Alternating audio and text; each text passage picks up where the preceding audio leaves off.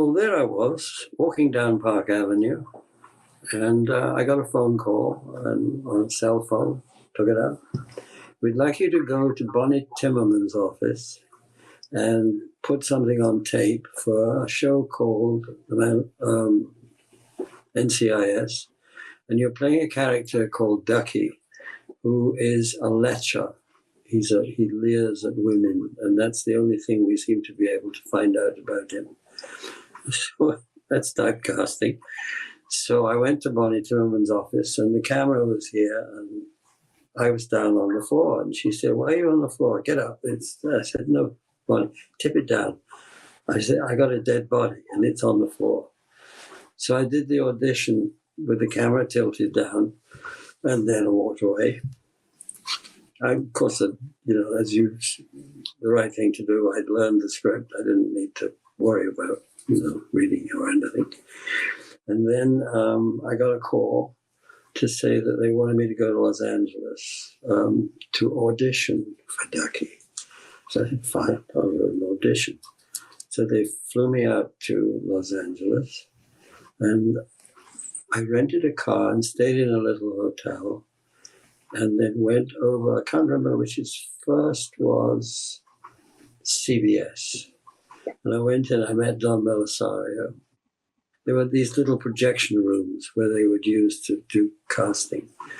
And the first time I went in, and Susan Bluestone was reading the other characters, the casting director, who was so charming and so supportive and wonderful on these occasions.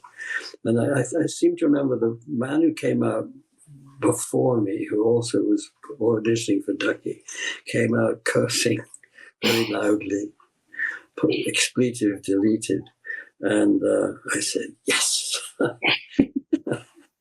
Terrible thing to do. Anyway, I went in, and the first thing I said is, "I've been working off Broadway lately, and I've been playing to audiences that are smaller than what we have in here." And they all laughed, and we had a nice time, and Bonnie was great. And they got down on the floor again, and I did the same thing over again. Left. And then they produced a contract and said, "Before you go to CBS, any of you, several people, you have to sign a contract in case you get the job, and then you hold us, hostage." So I signed the contract. I called the agent and said, "Is this okay?" And they said, "Yeah." So we've already seen it. So I signed it, went over to Paramount, which was just down the road, went in through those wonderful gates and into another of these little tiny projection rooms, and did the same thing over again. And afterwards, Don came out and put his arm around me, because he's a great deal bigger than I am, and said, "David, yeah. And, I realized I might have the job."